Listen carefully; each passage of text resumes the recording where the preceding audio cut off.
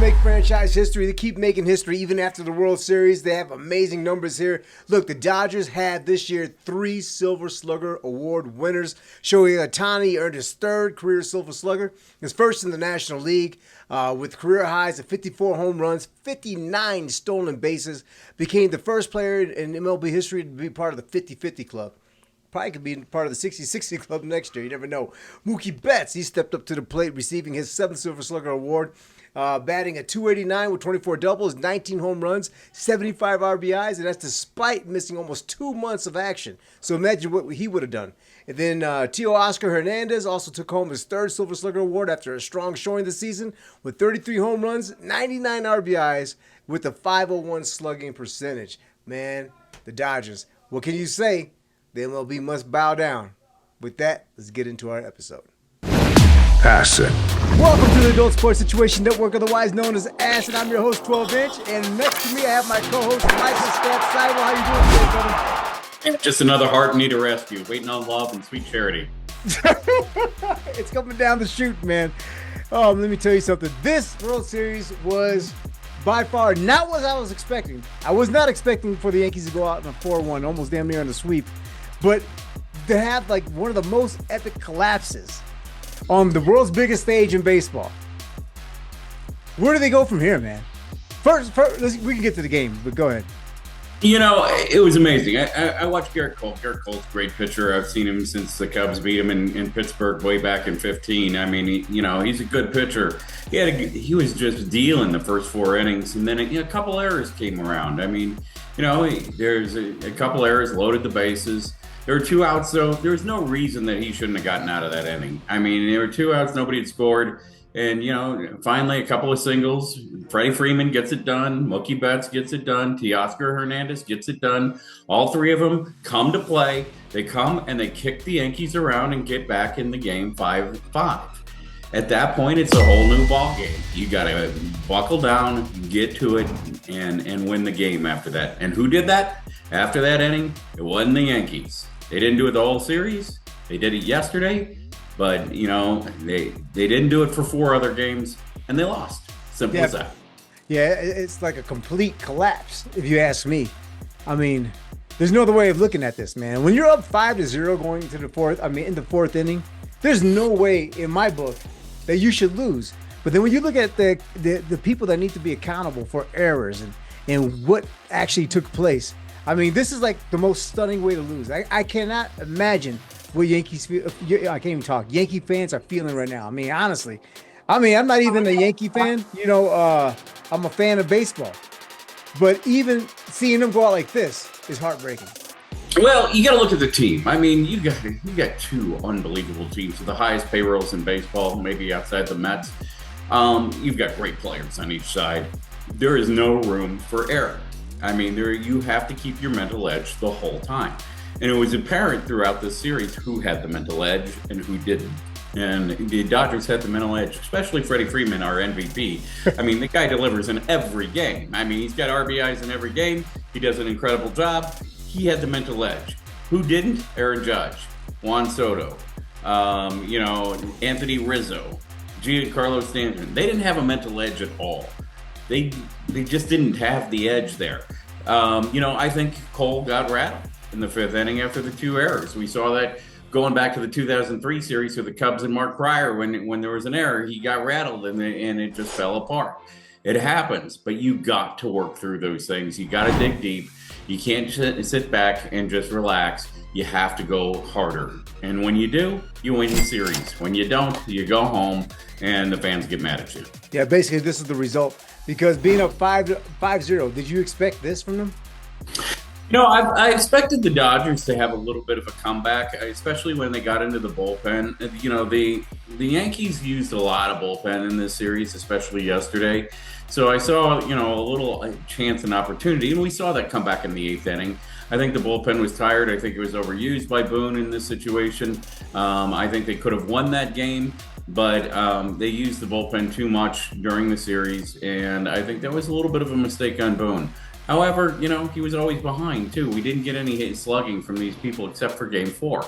The Yankees have to be glad they didn't go out 4-0. I mean, they put up somewhat of a fight, but the hitting just wasn't there this entire series. I mean, we saw some hitting today. Judge finally wakes up. He hits a home run.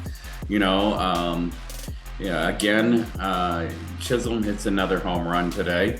We saw some people waking up in this situation like we did in Game 4, but it's a little too late. Yeah, especially to go out like that, man. I mean, to lose game 7-6.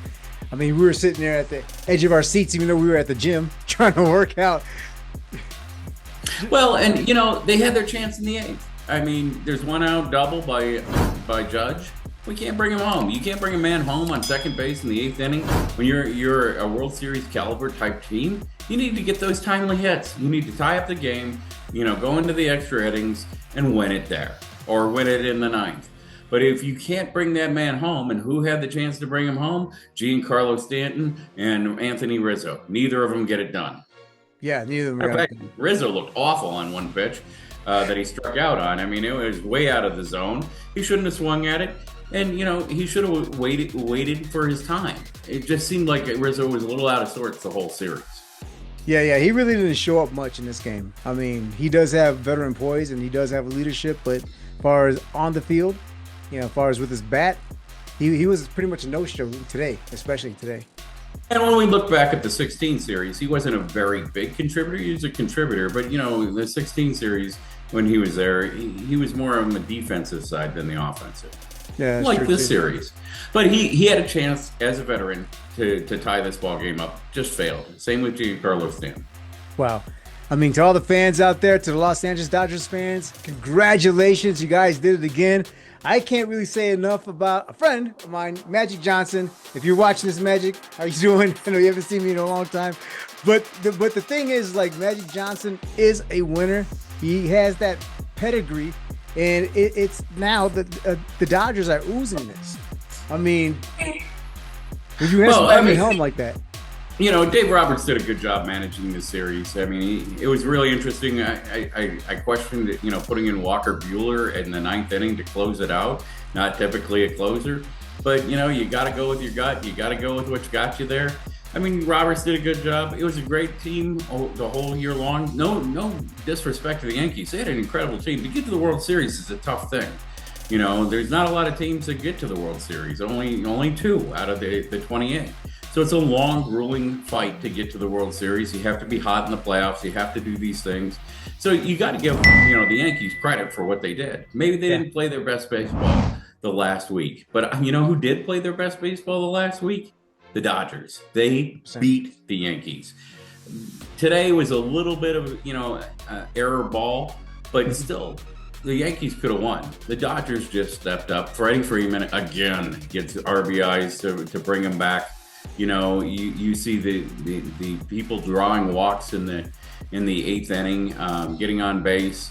The catcher's interference hurt a little bit in the 8th, but there was a man on first and third anyway. You don't know if Ohtani's going to get out or if he's going to get a hit, but he takes a base. Mookie Betts drives one into the outfield, puts him up 7-6, and then they get Freeman out.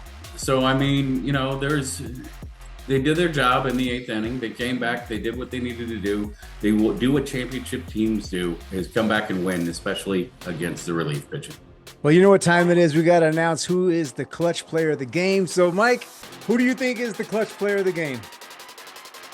You got to look at either Mookie Betts or again, Freddie Freeman. I mean, obviously the MVP there in this situation with a single with 2 RBIs, but Mookie Betts really was terrorizing him all game in this situation.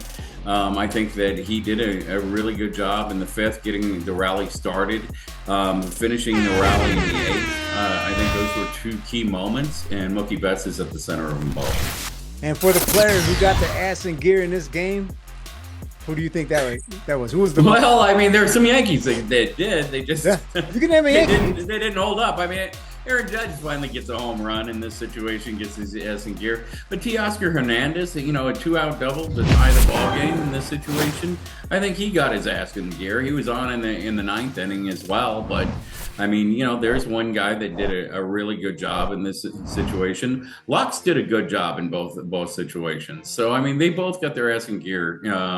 I think it could be argued either way. I'd probably go with Teoscar Hernandez with the 2-out double in the 5th to tie it. That's pretty clutch. Okay, so he got his ass in gear. Yeah, and speaking of Gavin Lux, I mean, with the sacrifice flies by him and Mookie Betts, you know, that wasn't a bad situation, man. But it's just how it all collapsed. That whole collapse, that implosion that we witnessed. It was like something that we really haven't seen before. I mean, heartbreak like that is only usually observed by us Cub fans. You know, that's. You know, I disagree. The Cubs have been doing a lot better over the years. They just don't have the talent that they once did. The talent of the Bryant Rizzo bias, you know, just fell off at the end in 2021. They never really got it back together. Obviously, all good trades, but you know. We don't make it to the World Series all that often. You know, we don't have that heartbreak anymore. The heartbreak of losing a World Series is pretty rough. I mean, you know, that's a little bit different story. So, I mean, I think it's going to be an interesting offseason. I'm going to bet you $5 that Cody Bellinger opts out 5 days from now. Where do you think he's going to go? You think he's going to go back to L.A.? You think he's going to try to go to the Yankees? I just saw a report that L.A. has the money because they're deferring all the money that they're paying. You know, like they may be going after Juan Soto. Yeah, if they get Juan Soto, life is a little bit unfair in this situation. I think we're going to change the game of baseball overall. I mean, the Dodgers really kind of, you know, use the salary cap and the deferments this year to really kind of mess up, you know, baseball for a lot of other different people in this situation. Although, you got to remember, the Dodgers lost 4 of 6 to the Cubs. So, I mean, you know, the Cubs had the talent. They just blew a lot of games. So would it be safe to say the Dodgers are now the new Yankees of the MLB? No, you know, it's interesting. It could be the Dodgers. It could be the Mets. It could be the Yankees. It could be the new Yankees. I mean, all 3 of those teams spent an ungodly amount of money. Although Shohei Ohtani's money is deferred way out in this situation. Yeah. And someday they're going to have to pay the piper because Mookie Betts, he has a similar deal on that team. So I think the Dodgers, you know, are deferring a ton. I think even Freeman is deferring a little bit of his money. So I mean, you know, they've got a team that's pretty much set for a long time. They get Juan Soto. Holy cow! I mean, I don't know if you could have a better team in baseball, except for maybe some of the pitching teams out there. There's a lot of teams that have good pitching and will continue to have good pitching into next year. You know, I don't think the Dodgers have the pitching, although they have one of the Cubs prospects, Jackson Ferris. I think he comes up. I think he dominates in a couple of years, unfortunately. But other than that, you know, their cupboard is getting bare. Walker Buehler's gone through surgery. Clayton Kershaw is you know, older than Hendricks for the Cubs. I think he's in his 37 or 38-year season in this situation. You know, I think the Dodgers have the chance to be a dynasty, but they're going to have to go out and get some good pitching. I don't think Flaherty is that good of a pitcher. We saw that tonight. He gave up a lot of runs, gave up a couple of runs in the first game. So I think, you know, it's going to be interesting to see how the Dodgers retool their pitching. I think that's got to be their primary thing if they want to succeed next year. Plus, you know, they got the NL West. I mean, gosh, that NL West, I wouldn't want to play in that NL West for about the next 5 years. You got San Diego and their dynasty coming up. They've got a lot of young players. Arizona, look, they were in the series last year. You know, you got to look at them. The NL West is just loaded with talent in this situation. They do have the Rockies out there. Thank God everybody can beat the Rockies. But other than that, the rest of the teams are loaded. The East is loaded. The Central's kind of weak overall next year, so it'll be a really interesting year. You know, the biggest thing I'm waiting for next year is can the White Sox break their losing streak and their losing record next year as well too? I think they got a shot. Word on the internet. And remind you, for all your Cub fans out there, the White Sox now have the worst record in the history of Major League Baseball. So I don't want to hear anything about Cub fans anymore from the Southsiders. Yeah. So, yeah, lovable losers not. You know. Well, no, they are the lovable losers now. We Oh yeah, the well, lovable I don't part. know if they're lovable, but they're losers. But the extreme, okay, maybe extreme losers. Cubs are Extreme lovable, losers. but the Sox now are extreme losers. I tell you, man. You know, I'm hoping they can break the record next year. I'm hoping the Cubs actually have some closing pitching next year. I think they'll be right in it. You're going to see the Yankees who come in next year. They'll be in it. I think Baltimore's still got a wonderful team. Tampa Bay's still got a good team. On that side of things. Kansas City's really coming up and coming. The Astros are perennial. Seattle's going to be a good team. You got some great teams in baseball on the opposite side. So I think it's going to be an exciting year next year. I think there's a lot of talent that is coming up through the ranks right now. And I think you're going to see some surprises next year all across the league with a lot of players coming up. Like we saw with the Pirates this year with their pitcher, Paul Skeens. I mean, can you imagine how good that guy's going to be this next year? He is just lights out. I think he wins the Cy Young next year in Paul Skeens. Well, it could be Shota, but it could be Paul Skeens. I mean, Paul Skeens is just so dominant, and the Pirates will be better. It'll be a lot more fun baseball next year. A lot of good times. I don't think these two teams are back next year. I think there's a couple of holes that need to be filled on both sides, and I think they had their year, but I think there are other up and coming teams that are gonna compete for the World Series. So the Dodgers better celebrate it now, because they're gonna have to fight through their way in the West, and pitchers and catchers will only report in 3.5 more months. Wow, that's so cool. February 15th. Yeah, here we go again. Well, the one thing that didn't get deferred today, Mike, was a victory by the Dodgers, by the Los Angeles Dodgers. They didn't defer that victory, man. They took that shit right now. And you got to be impressed with them going on the road, winning 2 out of 3 in New York. I mean, they wanted this one. They wanted it more than the Yankees. Yeah, they were way hungry. They were way hungry, especially Freddie Freeman. I mean, the guy put his team on the back. I mean, a couple of good pitching performances out there, by Yamamoto and Walker Buehler in 2 and 3 games. They lost the one where they did the bullpen by committee, and tonight, Flaherty in Game 1 and Game 5, he was decent enough to let the Dodgers Sluggers, deal with it all. Yeah. Hey guys, this is the Grand Slam Report, and make sure you do like, share, and also subscribe. Help us get to the 1,000 subs mark. We're closing in on that. We're getting close, and that will help us out a lot. Once again, the Los Angeles Dodgers, congratulations, win 7-6, and they close out Game 5 to win the World Series against the Yankees. An amazing performance by them. Nobody can take anything away from them. And for all you Dodgers fans out there that like the game, you can now go to our new store, which is called Trash Fans, where you can start talking trash without saying a word. And you can gather up and buy the merch for the, it's going to say World Series second place champions, the Yankees. So the Yankees are now the second place world champions, Mike. And that's what we're dealing with right here. Man, there's no second place. I'm sorry. You have no participation trophies in baseball.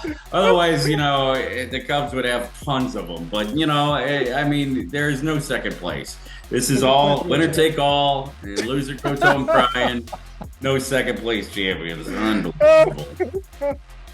Man, this has been a wonderful season. This has been amazing. I can't wait to do this with you again next year. We'll see what's going on here with the winter meetings as well. There's going to be a lot of good information with the winter meetings as well to see what direction some of these teams are going to be going in.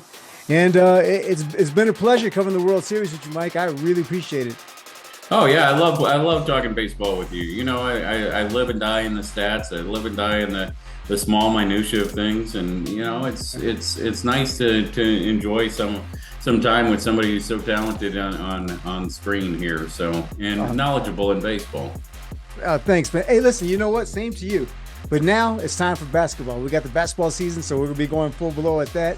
And I'm looking forward to what's You know happening. what? We ought to do a preview because, I mean, you got some great college basketball teams about to start in the next week or so here. I mean, you got Kansas, who's just incredible. You got Houston, that's got a great team. You got to wonder if Danny Hurley in Connecticut can bring it on home. Iowa State's got a good team. Purdue's coming back with some good players, although they lost to Creighton in an expedition game recently. And then you got Alabama in the SEC. I mean, you got some great teams coming in for college basketball. The portal is shaking things up, and you know it's crazy out there. You never know what's going to happen, but I mean, you got some good college basketball on its way. Thanksgiving weekend going to be an incredible weekend for college basketball with all sorts of teams battling it out to see where they fit into the rankings, and we get to see a couple of those games over the next month or so. Maybe highlight a couple of them on here, giving fans some preseason, not preseason, but preview into the NCAA tournament that's going to come around. Because, I mean, some of these teams are just absolutely beasts already, and they're only going to get better. Yeah, this is going to be very exciting. Hey, guys, you're going to be able to catch our new show right here on the Adult Sports Situation Network. It's going to be called The Rebound. And basically, we'll be talking recaps and predictions with college basketball as well as the NBA. So you guys look forward to that. Make sure you like, share, and subscribe, hit that button. And I appreciate having you guys a part of our journey here at ASSN. We're about to eclipse that 1,000 mark. You guys can help us get there by hitting the sub button right below. Hey, Mike, it's a pleasure having you on here today, man. It's always fun talking sports with you. It's never dull. It's never boring. And I appreciate you. We appreciate you. Appreciate you letting me be on here and let me talk some stats. I always think it's great. And, you know, we'll see what happens, where it goes, and hopefully we'll be back next year. We can talk more on a week-to-week basis and give your fans a little bit more of a taste from week to week and who's winning and who's not. Awesome. Well, guys, this is the Adult Sports Situation Network, otherwise known as ASSN, and together, Mike, Stat Cybo, and myself, we put our foot down on this episode. Closing out the World Series, the Dodgers win 7-6, take it in 5 games. Amazing year. But hey, next time we pull up in your YouTube feed, make sure you get your ass in. Does that sound about right, Mike? Nobody likes to be asked out, do they? No, they don't want to get our ass out. We want to get our ass in. All right. Get it into the right place. Exactly. Just keep working, man. Exactly. So long. See you guys later. You have a good one.